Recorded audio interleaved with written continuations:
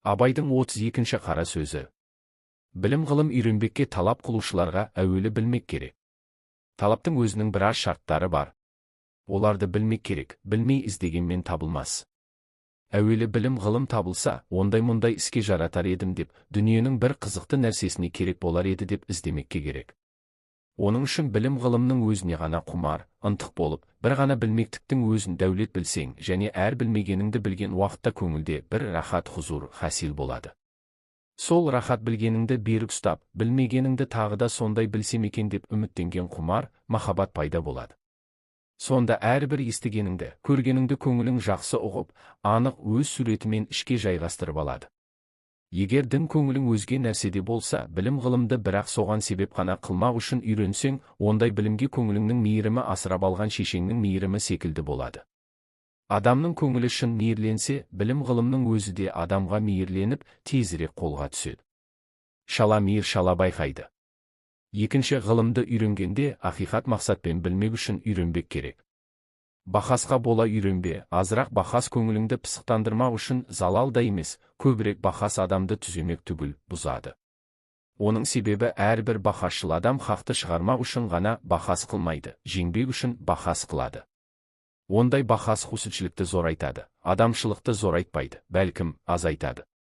Және мақсаты ғылымдағы мақсат болмайды, адам баласын шатастырып, жалған сөзге жеңдірмекші болады. Мұндай қиял өзі де бұзықтарда болады. 100 тура жолдағыларды шатастырушы кісі бір қисық жолдағы кісіні түзеткен кісіден садаға кетсін.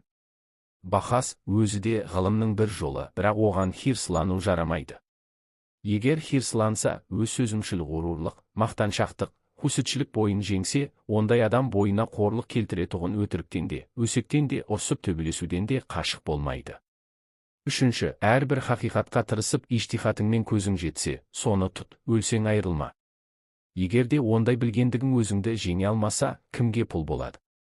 Өзің құрметтемеген нәрсеге бөтеннен қайтып құрмет күтесің. Төртінші, білім ғылымды көбейтуге екі қару бар адамның ішінде, бірі мұлахаза қылу, екіншісі берік мұхафаза қылу. Бұл екі қуатты зорайту жахатінде болу керек.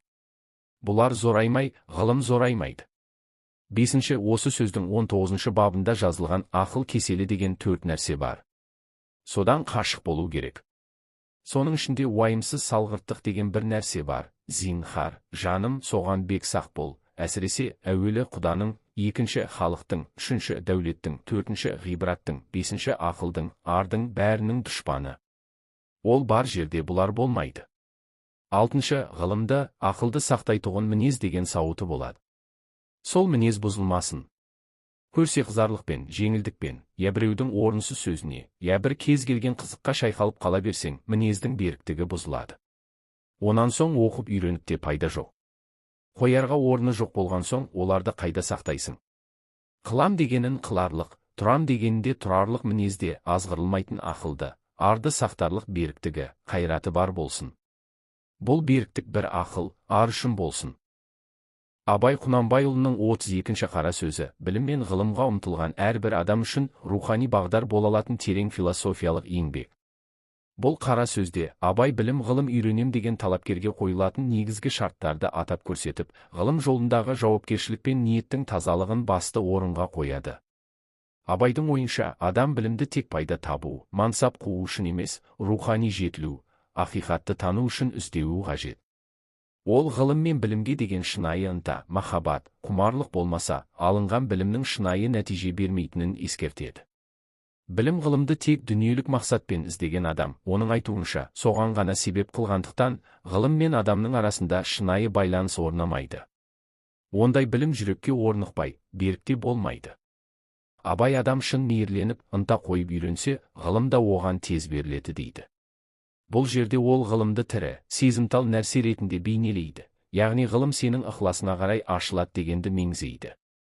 Ал ықылас жарым-жарты болса, алынған білімде таяз болады. Ғылымды үйрену жолында шынайылық пен тазалық маңызды екенін айта отырып, ол екінші жағынан ғылыммен айналысатын адамның өз мақсатын дұрыс қою керектігін ескертеді. Ақиқатты тану үшін үйрену ең таза мақсат. Ал үйренуді тек дау-дамайда жеңу үшін, басқаны сөзбен басып озу үшін ғана пайдаланса, ол білім шынайы болмайды, адамды аздырады. Бахас, яғни пікірталас, Абайдың айтуынша ғылымның бір түрі болғанымен, оған әуестену, әсіресе оны мақтан мен менмендікке айналдыру зиянды жол. Ондай адамның ішін күншілдік, өзімшілдік, тәкаппарлық билеп алады. Бұл қасиеттер адамды жалғандыққа, өсекке, дауласуға итермелейді. Адам ғылымды үйрене отырып, ішкі жан дүниесін тазартып, адамгершілік қасиеттерін де қатар тәрбиелеуі керек. 32-ші қара сөзде Абай адамның шын танымға жету үшін табандылығы, сенімі, берік көзқарасы болуы тиіс екенін айтады. Егер бір ақиқатқа көзі жетсе, сол танымынан таймауы, өмірінде соны басшылыққа алуы қажет. Әйтпесе ол білім өзіне де, өзгеге де пайдасыз. Адам өзі қадірлемеген білімді ешкім де қадірлемейді. Бұл Абайдың білімге деген құрметі мен оны өмірде қолдану қажеттігін баса айтуы.